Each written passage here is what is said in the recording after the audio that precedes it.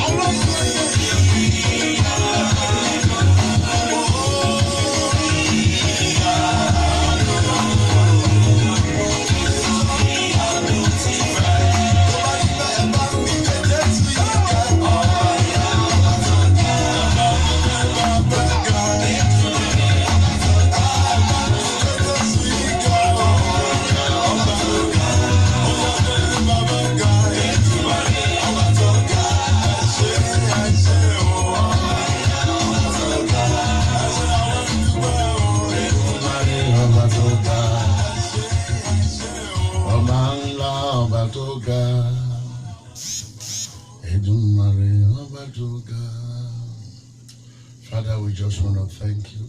We bless your holy name. Hallelujah. We give you praise. We give you honor.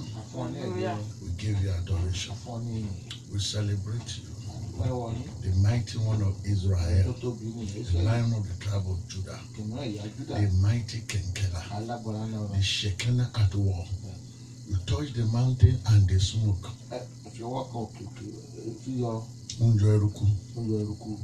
The mountain saw you and they moved. The mountain saw you and they shift their destiny. The hills move like lambs. And the little is like rams. River Jordan saw you and dried up. The Red Sea saw you and parted. The walls of Jericho saw you and laid down flat. What a mighty God you are. What a mighty God you are. What a wonderful God you are. We are made to understand that you walk on the sea and no one could see your footsteps. Lord, we bless you. Lord, we worship you. Hallelujah. On behalf of all your children that are on the line this evening, we worship you. Thank you, Lord. On behalf of every family that is represented, Lord, we adore you. We are saying, Lord, let them not return the same way they came, in the name of Jesus. Amen. Thank you, faithful Father. Thank you, Lord. Blessed be your holy name. Use my tongue as a pen of a ready writer. And let your word come with fire and power. To dismantle the work of the enemy and to repair the lives of your people.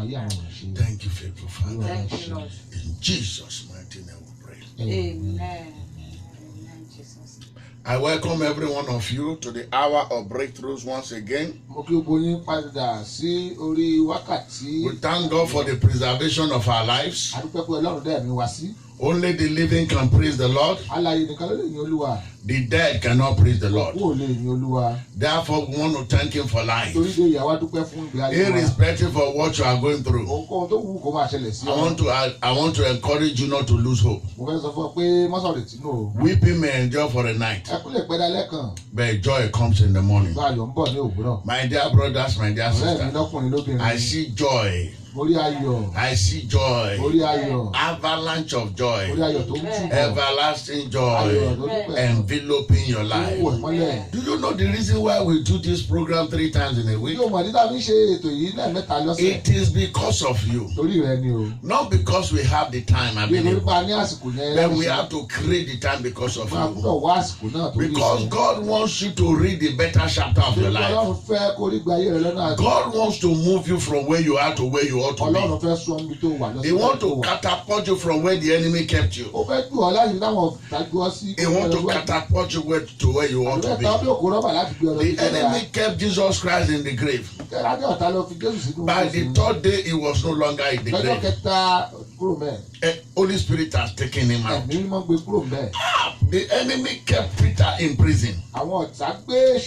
By the time they came back, this my mighty God has taken him out. Hear me, Paul and Silas were kept in prison. By the time the money came, the door had flung open. Prison gate has opened. Chains and shackles are broken. By this same God that I'm talking about. I see you coming out of where the enemy had kept you, and God is catapulting you to where He wants you. If you believe that prophecy is your own, please shout 3 hallelujah, hallelujah, hallelujah, hallelujah. Glory be to God in the highest. My dear brothers and sisters, we have been talking about altars. Altars where destinies are altered. Pẹpẹ níbi tó yẹ pé wọ́n ti yí kádàrá àwọn èèyàn padà. Altars that are contending with your life. Àwọn pẹpẹ tó yẹ pé wọ́n ń bá ìwé ayé rẹ̀. We have been talking about the good altar and the bad A altar. sọ̀rọ̀ nípa pẹpẹ gidi àti pẹpẹ tí ò dáa. We have been talking about the altar of God and the altar of the A devil. sọ̀rọ̀ nípa pẹpẹ Ọlọ́run àti pẹpẹ We èṣù. have been talking about the covenant that permits them. A ti sọ̀rọ̀ nípa májẹ̀mú tó The dùn wọ́n. covenant that sponsors those altars. Májẹ̀mú tó jẹ́ ká mọ̀ nípa àwọn pẹpẹ yìí. We have been talking about how to design those A altars. ti sọ̀rọ̀ bí a ṣe lè ṣe àwọn How pẹpẹ to yìí o. know where altars are. Tá a ṣe máa mọ ibi táwọn pẹpẹ yìí wà. Where these altars are not visible, but because your ability to design. Ṣé àwọn pẹpẹ yìí a lè fojú wọn ṣùgbọ́n. Your ability to design, you know there's an altar Ṣé here. àwọn pẹpẹ yìí wà. I have told you all kinds of situations that you can experience, and you know there is a hidden altar Mo sọ somewhere. fún ọ tó lè ṣẹlẹ̀ tí wàá sì mọ̀ pé pẹpẹ wà. The altars that are working against people's life. Àwọn pẹpẹ tí wọ́n ń ṣẹ́ lòdì sí ẹ̀mí. The altars that are working against people's Àwọn destiny. pẹpẹ tí wọ́n ń ṣẹ́ lòdì sí ìrere. We spoke extensively about A them sọ̀rọ̀ nípa wọn and how to destroy them. àti bá a ṣe lè bà wọ́n jẹ́. That you just don't go and just destroy one altar without investigating. O nílò láti lọ kí pẹpẹ kan mọ́lẹ̀ kó bàjẹ́ o láì ṣe ìwádìí rẹ̀. We told you that you must first of all cover yourself with the blood of A sọ Jesus fún ọ pé Christ. kọ́ gbọ́dọ̀ fi ẹ̀jẹ̀ Jésù wẹ ara You must rẹ̀. prepare yourself in fasting. Kó o gbáradì pẹ̀lú àwẹ̀. You must be ready to raise an altar that is greater than that Kó o wá altar. ṣetán láti ṣe pẹpẹ tó ju pẹpẹ àwọn eléyìí lọ. And after you have done your own Lẹ́yìn self-preparation, tó bá ti ṣe ìgbìyànjú títí ẹ̀ tán. you must take the sins of your forefathers or the sins of the people before Wà á God mú ẹ̀ṣẹ̀ àwọn baba ńlá rẹ̀ àbí ẹ̀ṣẹ̀ àwọn èèyàn. and confess them before Wà God. wá jẹ́wọ́ rẹ̀ níwájú After that prayer of repentance, Lẹ́yìn àdúrà ìjẹ́wọ́ ẹ̀ṣẹ̀ yìí. after the exposition of their iniquities, Lẹ́yìn ìgbà tó bá ti fi ẹ̀ṣẹ̀ wọn hàn. I told you that then you have gotten God engaged to back you up. Wọ́n á sọ fún ọ pé o ti gba Ọlọ́run ní àsìkò láti You don't break evil altars around you without having God backing you. O lè bá pẹpẹ burúkú jẹ́ o tó bá ní Ọlọ́run lẹ́yìn It is not something you can do by Ìṣe yourself. ohun tó lè ṣe fúnra ara rẹ̀. You will come back regretting that you ever Wọ́n ní tried wàá it. padà wá ní pé kí ló wù sí ọ tó lọ fọ irú ìjà bẹ́ẹ̀. God must be backing you for you to destroy any evil altar. Ọlọ́run gbọ́dọ̀ tì ẹ́ lẹ́yìn láti lè kojú ìjà bẹ́ẹ̀. And I told you after you have done that, Wọ́n á sọ fún ọ pé lẹ́yìn tó bá ṣe léyìí tán. you must now establish the authority you carry. O gbọ́dọ̀ wá fi àṣẹ tó gbé kalẹ̀.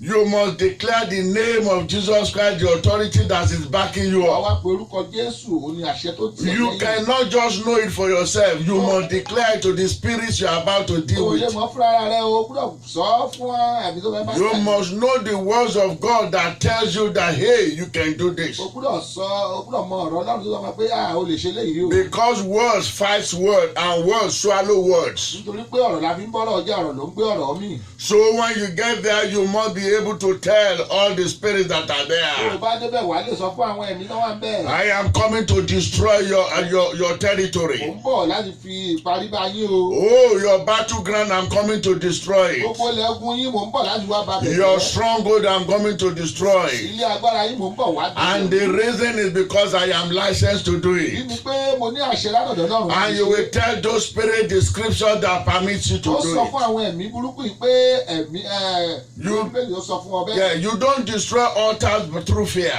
O gbúdọ̀ fi ẹ̀rù bà pẹpẹ jẹ́. If you are afraid, they will deal with you. Ẹ̀rù bá ń bọ̀ àwọn ọmọ fojú rẹ̀ kan. You must face them by O faith. gbúdọ̀ kọjú sí wọn pẹ̀lú ìgbàgbọ́. Fear and faith, they are not on the same Ẹ̀rù àti platform. ìgbàgbọ́ wọn ti ẹ̀ sí lójú ọ̀nà kan náà. When faith is going up, fear is going Ibi down. tí ìgbàgbọ́ bá lọ sókè ẹ̀rù máa ń lọlẹ̀ ní. When fear is going up, faith is going Tí down. ẹ̀rù bá lọ sókè ìgbàgbọ́ máa ń lọ sí. They are inversely proportional to each other. Àní wọ́n lòdì síra wọn kọ̀yìn síra wọn ni. Therefore, Nítorí ìdí èyí. you must be able to establish the altar. O gbúdọ̀ lè ṣe pẹpẹ. Or you must be able, when you are speaking to these spirits, Tó bá sọ fáwọn ẹ̀mí yìí.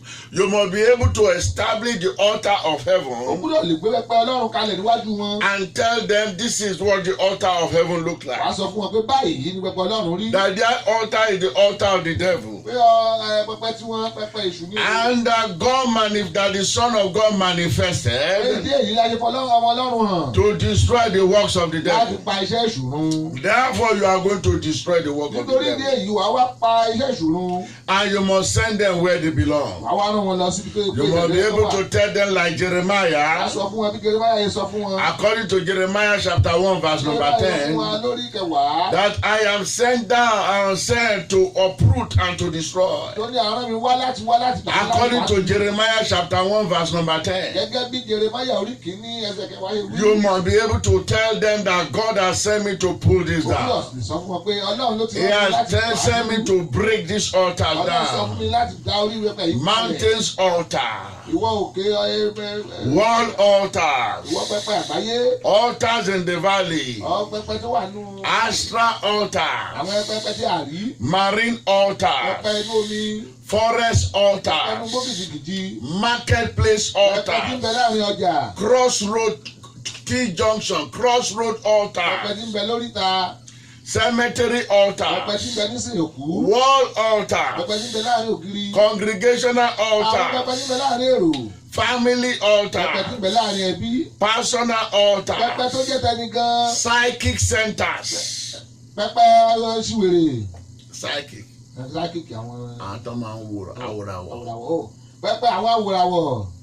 Pornographic house altar. Pubs, bars, and brothels. Sacred forest altars. Local shrine altars. Riverside altars. Beaches altars. Hey. Occult people altars. Witches coven altars.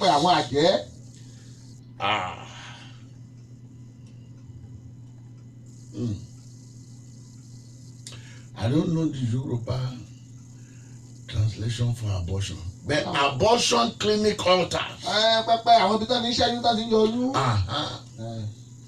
Anywhere they are removing babies, it is an altar, and that spirit is called Moloch. When you are going to destroy all these altars, the physical activity is the least. When you see people come and play and put placards and they are saying we are demonstrating, that's the least of it.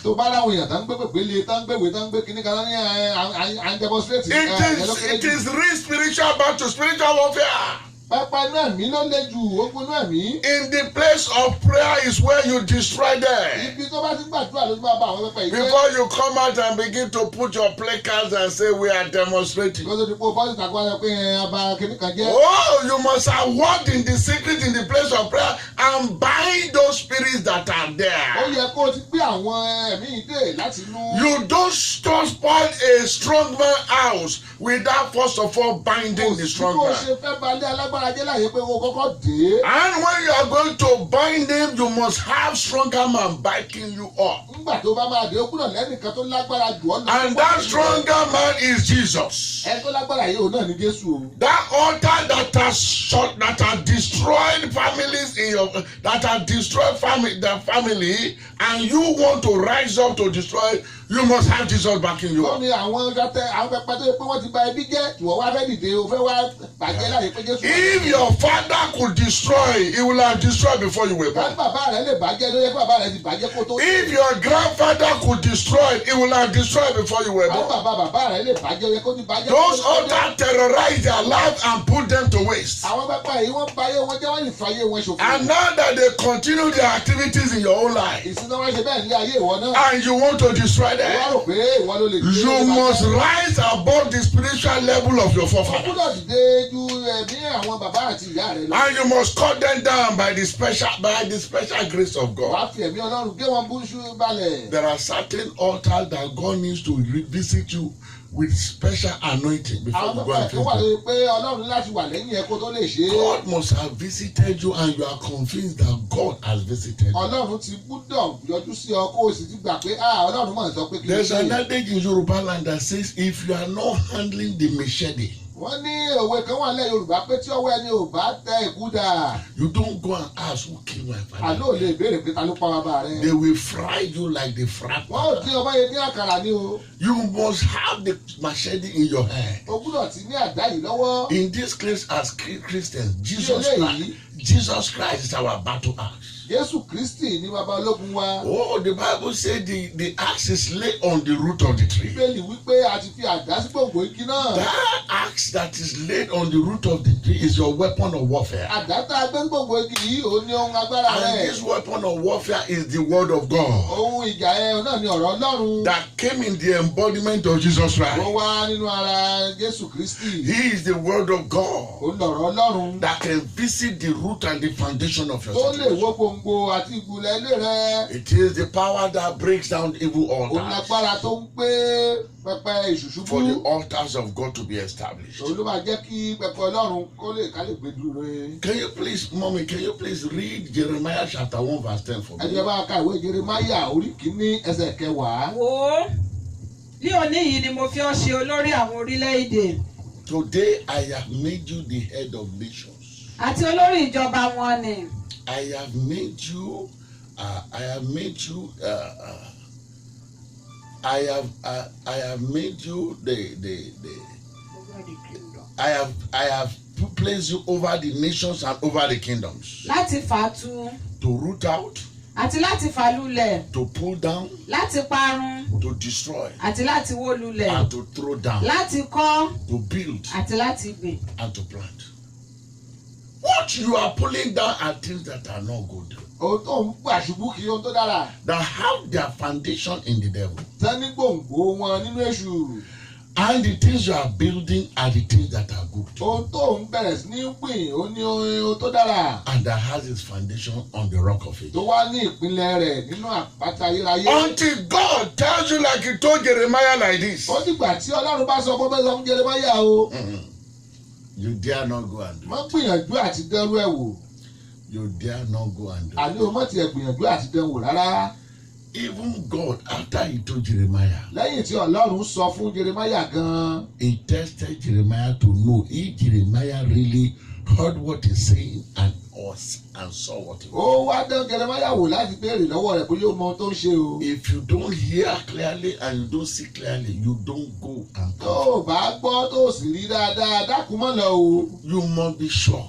O gbúdọ̀ ní ẹ̀rí tó dájú. Go to verse 11, man. Ẹ já lọ sí ẹsẹ̀ kọkànlá. Ọ̀rọ̀ Olúwa sì tọ̀ mí wá wípé, Moreover, the word of the Lord came unto me, saying, Jeremáyà, Jeremiah, kí ni ìwọ rí? what do you see? Èmi sì wí pé, And I said, mo rí ọ̀pá igi álmọ́ndì. I see an almond tree.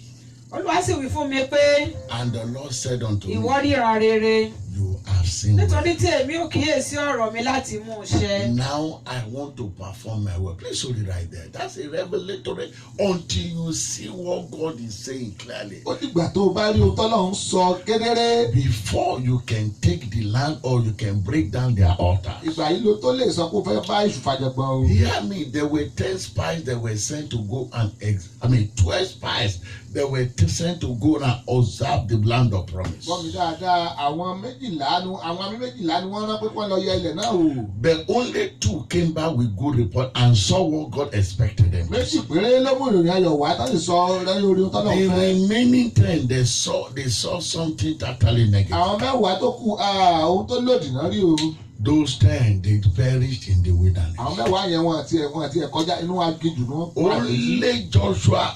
Only Joshua and Caleb Joshua àti Caleb nìkan ló mú ẹ̀rí rere wá. were able to make it to the pouring down to break down the Àwọn wall. nìkan náà lè wọ ilẹ̀ lérí. Here, God God is telling Jeremiah, what do you see, son?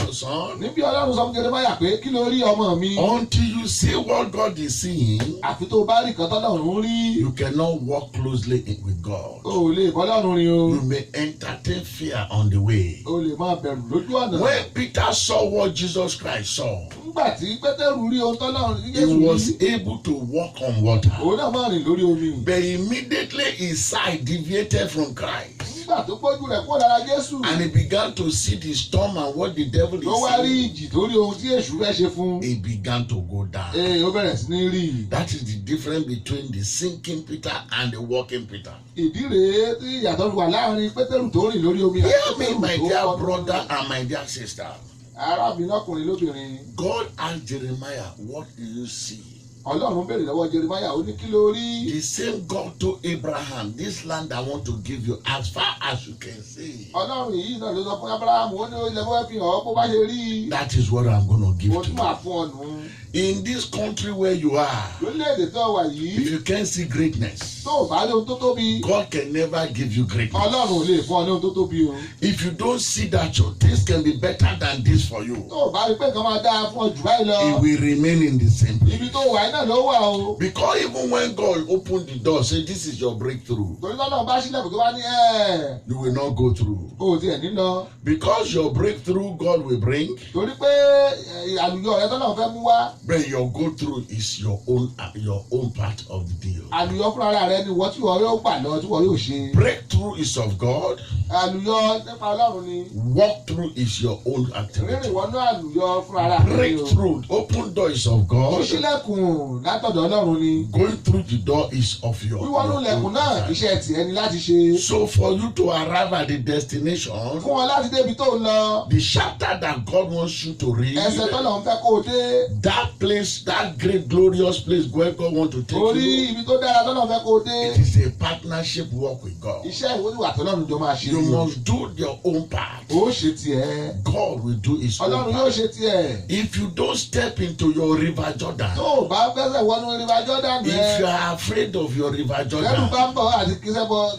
odò God will Jordan. not dry it up. Ọlọ́run ò tiẹ̀ ní kí ó It gbẹ. takes you getting into your river Jordan. Tó bá fún ẹ tó kọ́kọ́ wọnú odò Jordan. And river Jordan is not always a friend. Jordan odò Jordan kì í ṣọ̀rẹ́ o. When you want to cross it Tó o over, bá lè fẹ́ gbanú ẹ̀ kọjá. it's ready to clear you Ó off. ṣetán láti gbé ọmọ. It takes faith to cross it. Ó gba ìgbàgbọ́ láti kọjá Oh, wájú ẹ̀. it takes good faith to Ó cross gba the river ìgbàgbọ́ Jordan. gidi láti gbanú Then Jordan by kọjá. the mercy of the Most High Pẹ̀lú òkú God, Ọlọ́run lókè. by the mercy of the Most High God, by the mercy of God in the Most High Àánú God, Ọlọ́run lókè. you will cross over in the name of Kọjá rẹ̀ Jesus. lórúkọ Jésù. It will help you. Yóò rẹ̀ lọ́wọ́. It will help Yóò you. rẹ̀ lọ́wọ́. It will help Yóò you. rẹ̀ lọ́wọ́. It will help Yóò you. rẹ̀ lọ́wọ́. He has sent me to you Ó ti rán mi sí ẹ o. as his servant Gẹ́gẹ́ bí ìránṣẹ́ to rẹ̀. declare right now Láti sọ fún ọ that he báyìí. has come to help Pé you. ó ti wá láti ràn ẹ́ He lọ́wọ́. has come to help Ó you. ti wá láti ràn ẹ́ lọ́wọ́. Mommy, can you please continue on that way, verse 12? Olúwa sì wí fún mi pé And the Lord now told me, ìwọ ríran rere. you have seen Nítorí where tí èmi ò kíyèsí ọ̀rọ̀ mi I láti mú will. ṣẹ. He said, I will. God is saying he's involved here. He's involved. I will hasten my word to perform it. Continue, man. Ọ̀rọ̀ Olúwa sì tún tọ̀ mí wálẹ̀ kejì pé The word of God came to me again. kí ni ìwọ rí? What have you seen? Èmi sì wí pé And I said to mo rí God, ìkòkò orí iná. I see a certain pot, Ojú rẹ̀ sì ni láti ìlà and àríwá wá. and it's facing towards the north. Nígbà náà ni Olúwa sọ fún mi pé The Lord then told me, ibi yóò tún jáde láti àríwá wá from the north I am bringing the rod that is going to smite their lórí gbogbo altar. àwọn tí ń gbé inú ilẹ̀. Or to break from the north to break the inhabitants of the land. Tá a wò ó, For lo, èmi ò pe gbogbo ìdílé àwọn ìjọba àríwá. I will call all the families of the kingdom of the north, Ni Olúwa wí. saith the Lord, Èmi ò sì wá. and they shall come, Olúkúlùkù wọn ó sì tẹ́ ìtẹ́ rẹ̀ lé ẹnu bodè Jerusalem. and they will set everyone his throne, which is his altar, at the entrance of the gate of Jerusalem. Àti lórí gbogbo odi rẹ̀ yìí káàkiri. And they will set their wall altars on the walls thereof. Àti lórí gbogbo ìlú Júdà. And on all the cities of Judah. Èmi ó sì sọ̀rọ̀ ìdájọ́ mi sí wọn nítorí Then I will bring my judgment against all those altars. Tí wọ́n ti kọ̀ mí sílẹ̀. That the people that have rejected me. Tí wọ́n ti so tùràrí fún ọlọ́run mìíràn. That they have sacrificed evil incense to an evil altar. Tí wọ́n sì tẹríba fún iṣẹ́ ọwọ́ wọn. And worship the images and the altars. Ṣùgbọ́n ìwọ di ẹgbẹ́ rẹ lé àmùrè. They say, but as for you, you are going to tie your loin right now. Kí o sì dìde. And arise as a man of power. Kí o sì wí fún wọn. As a man of tí èmi ó pa láṣẹ fún ọ. As a man of authority, and speak unto them all that I am going to command you. Má fòyà níwájú wọn. Don't be afraid. Like I told you, I say when faith goes up, fear goes down. When fear goes up, faith goes down. God is telling you, you cannot go and do this battle by fear. O lè ṣe léyìí pẹ̀lú ẹ̀rù. If you try it by fear, you are going down. Tó bá yẹ pẹ̀lú ẹ̀rù, ó kó bá ara rẹ ní o. Because immediately your shield of faith is down. Nítorí pé ohun tó kù ẹ́ gẹ́gẹ́ bí ààbò tó bá kúrò lọ sílẹ̀. They will fire their arrows at you. Wọ́n ò fi iná mọ́. Oh, continue, man. Má fòyà níwájú wọn. Don't be afraid before them. Kí èmi kí ó má bàa mú ọ dààmú níwájú wọn. So that I myself will not confuse you before them. Ṣáà wò ó. Behold. Lónìí ni mo fi ọ́ ṣe ìlú olódi. Today I have made you. This is where we are going. Please listen to this. I was telling you that what you have to do in order to break down evil altars, that you have to partner with God. And we are using the life of Jeremiah as an example here. So look at what God says right here. And behold, I have Lónìí ni mo fi ọ́ ṣe ìlú olódi. I have made you a defense city. Àti ọ̀wọ́n irin. I have made you a brazen. I have made you an iron pillar. Àti odidẹ fún gbogbo ilẹ̀. And a brazen wall against the whole land. Fún àwọn ọba Júdà. Against the kings of Judah. Àwọn ìjòyè rẹ̀. Against the princes thereof. Àwọn àlùfáà. Against the priests thereof. Àti ènìyàn ilẹ̀ náà. And against the people of the land. Ṣùgbọ́n wọn ó bá ọjà. They will fight against you. Wọn kì yóò sì lè borí But rẹ. they will not prevail against Nítorí you. èmi wà pẹ̀lú rẹ. Because I am with Ni you. Olúwa wí. Saith the Lord. Láti gbà ọ́. And to defend you. Now, you see what we are saying? God is telling Jeremiah here, I am partnering with you. You are not going alone. With me, you can do this. So, one of the things you must do in order to be able to break down the altars is to be in partnership with God. If you have been trying to do it by yourself, and it has been tumultuous for you, it has been very difficult for you, it's because you have not soaked yourself in God enough. T.L. Osborne, after he graduated from seminary school, and his wife Daisy, they married very young. They were in their teens, and they went to India. The Hindus tortured them. The Hindus messed them up for 3.5 years.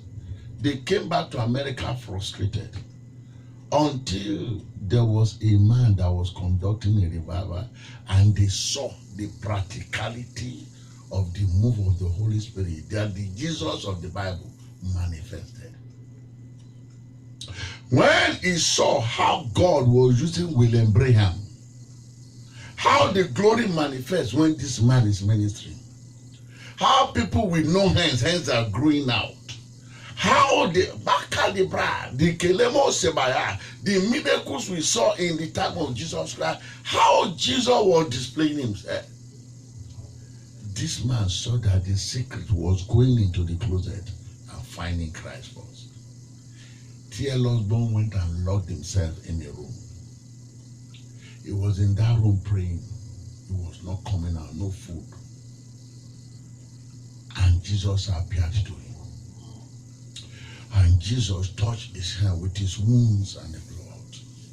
Say, T.L. Osborne, I have seen that you are searching for me. You have been frustrated in ministry and you want to give up. He said, without me you can do nothing. Now I am with you. Anyone you pray for, you will see miracles, signs and wonders.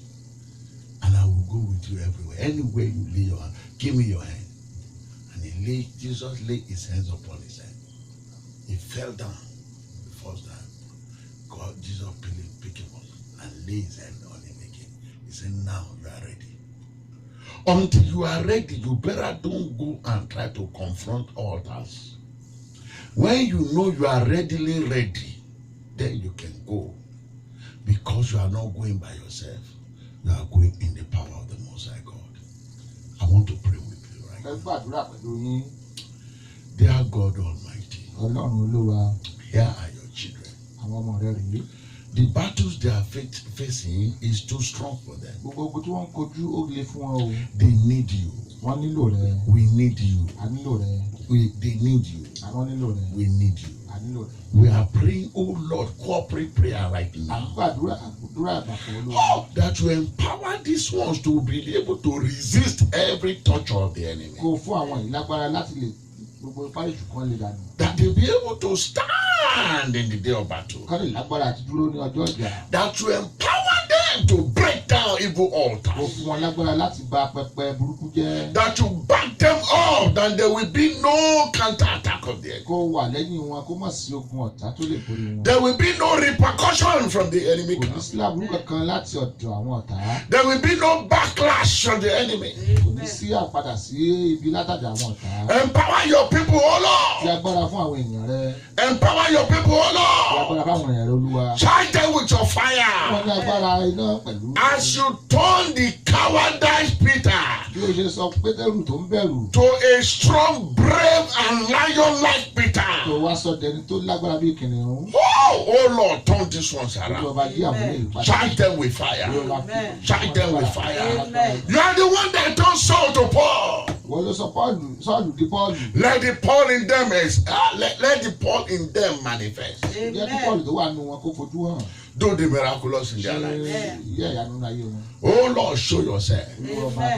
I break down the wickedness of the wicked that have tortured your people here. Thank you, Lord Jesus, for the victory you have given to your people. In Jesus' mighty name. Amen. Amen. My dear brothers, my dear sisters. My dear brothers, my dear sisters. Our time is up. Because we have my other brother that is coming to feed you. To give you another dose. Because we are mandated at all costs, we must preach this gospel now. Every means possible, we must preach it. We must talk about the authority of Jesus Christ. We must make the practicality of Jesus Christ known. My dear, if you have not given your life to Jesus, your life will be full of Christ. So I want you to give your life to Jesus. Even if you are backsliding, come back to Him. With God, all things are possible. With Jesus Christ backing you up, we will be victorious, irrespective of how tough that battle is. We corporately pray for you today that the Lord will show up on your behalf. Please say this prayer with me. My Father and my God, have mercy on me. I know I am a sinner. Forgive me all my sins. Lord Jesus, I believe you are the Son of the living God. I surrender my life to you. Give me your Holy Spirit that I might live for you for the rest of my life. Accept me into the beloved. I renounce the devil. I renounce his co-host. I renounce his work. And I ask you to be my Lord and Savior. And for those of us that have backslidden, Lord Jesus, I come back to you. Forgive me and cleanse me.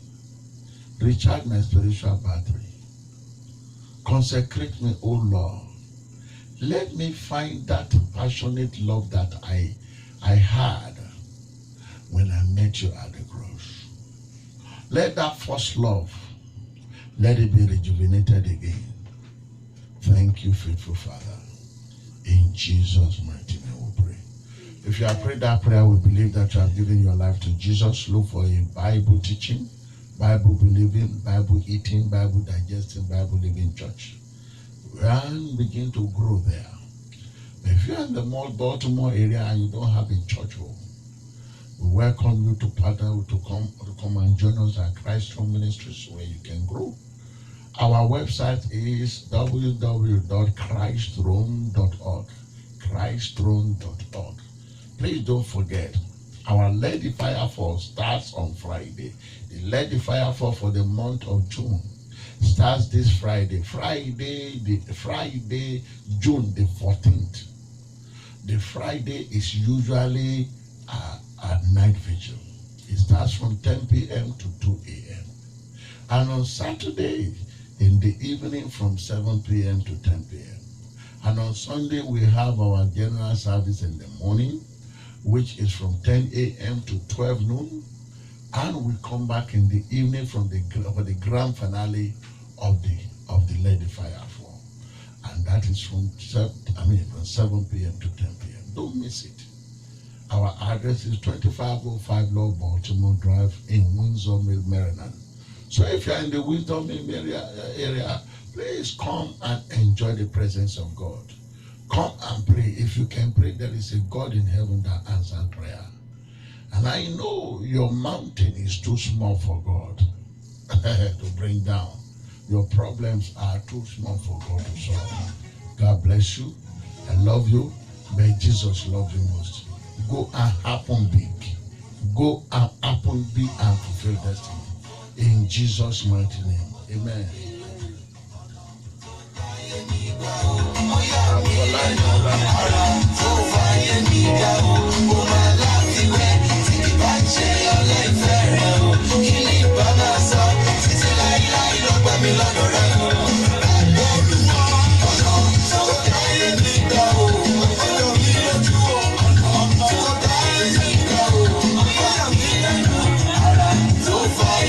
down.